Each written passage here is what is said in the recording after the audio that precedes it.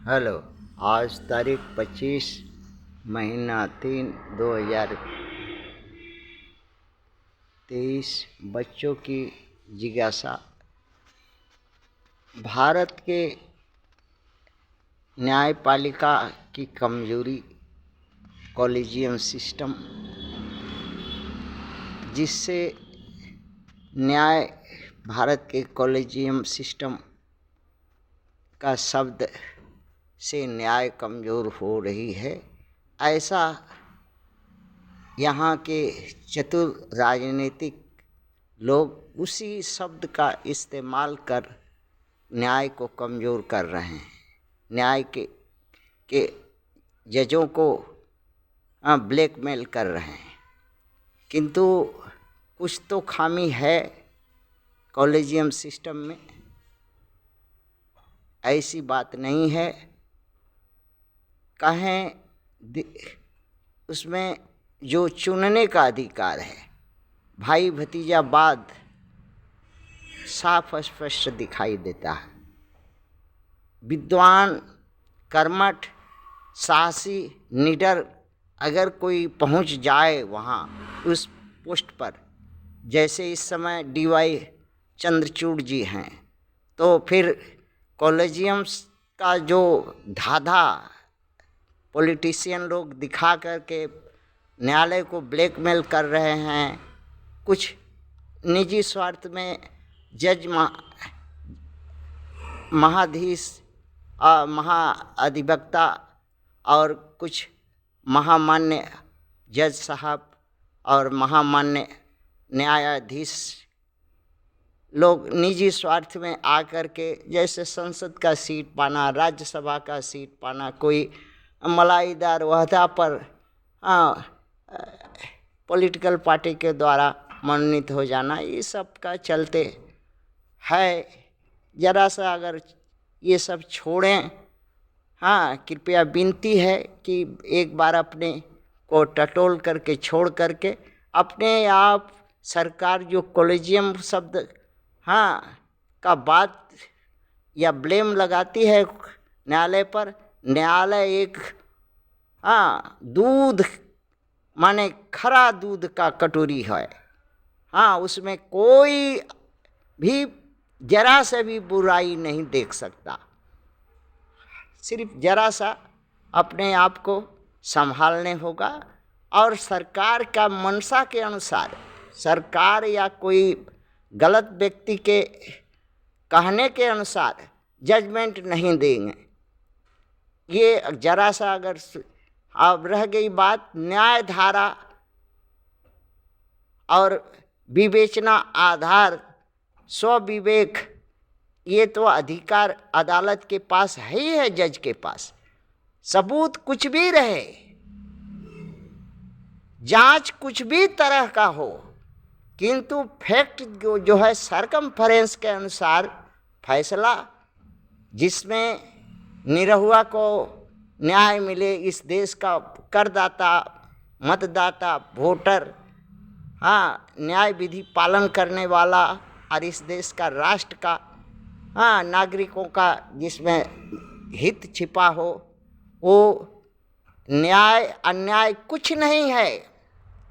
ये सिर्फ लोक भावना, लोक हित, लोक पर आधारित धारा है, कहने का एक रास्ता है। ये बात जज साहब तो खूब अच्छा से समझते हैं, लेकिन मजबूरी है उन लोगों की।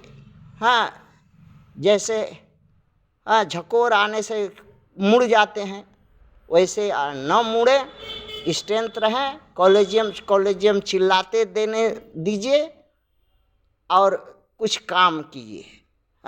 इस तरह का न्याय मत दीजिए कि लोग थूकने लगे न्याय पर। सभी का सम्मान, न्याय जिसको चाहिए उसको दीजिए। धारा क्या कहती है, सरकमफरेंस क्या कहते हैं और परिस्थिति क्या कहती है, से बड़ा है न्याय किसको मिलना चाहिए। न्याय की मांग और ज़रूरत के अनुसार निर्णय, ये बात हाँ, हालांकि हजूर को हाँ बच्चों का कहना उचित नहीं है, किंतु बच्चा ही भी एक रोज यही इस देश का न्यायाधीश बनेगा। इसलिए बच्चों का जो अभी से नीति है, शास्त्र है, उसको सिखाना ही हमारी मजबूरी है। राम जी के नाम पर सरकार आई और राम जी धूप में, सर्दी में, बरसात में राम जी के लिए इस देश का निरहुआ 1-1, 2-2 रुपया, 5 रुपया करके ईंटा पत्थर ढो करके माथे पर राम जी की जमीन अछूत समझ करके कि राम जी अछूत है रामायण में से, और उसकी ज़मीन लूट लो। और यूपी विधानसभा में बिल बना करके राम जी की ज़मीन लूट ली। अब राम जी जाएंगे कहाँ, बिना ज़मीन के हो गए। आज सब ज़मीन डीएम, कलेक्टर, रेवेन्यू ऑफिसर, जिलाधीश, सब किस्म के जितने भी कर्मचारी, अधिकारी, महंत, सहंत, जोगी, बोगी, सब अपने अपने रिश्तेदारी नातों को खा गए और चंदा भी खा गए। और राम जी ठिठुआ जगन्नाथ हो करके सिसक रहे हैं। सिसके, राम जी तो अछूत हैं, इसलिए अछूतों का सिसकी से ही इस देश में राज चलता है और राज बढ़ता है, राजतंत्र चलता है, सत्ता बनी रहती है। इसलिए राम जी सिसकते रहे। और रह गई बात कि राम जी को सिसकाने में 5% के लोग तो पहले से ही हैं और 15% अछूत जो है अपने स्वार्थ बस 5 का साथ दे दिए। 15 को ये कहा है स्वार्थ बस रेवड़िया मिठाई हाथ में सरल चोटा थमा दिया कि तुम कम से कम 5-5 अछूतों का वोट ले लो, बहका के भुलवा के जैसे भी हो। 75 हो गया, 75, 5, 80 हो गया। 80% से बहुमत की सरकार हो गई और बार बार सत्ता। और यही लोग हैं जो नकली हिंदू हैं। एक हिंदू गाली है और अपने ही राम को बेच करके, अपने ही अछूतों को बेच करके, अपने ही भगवान को बेच करके सत्ता पर बैठे हैं, सत्ताधारी हैं, सत्ता सुख भोग रहे हैं। ये बच्चों का कहना है।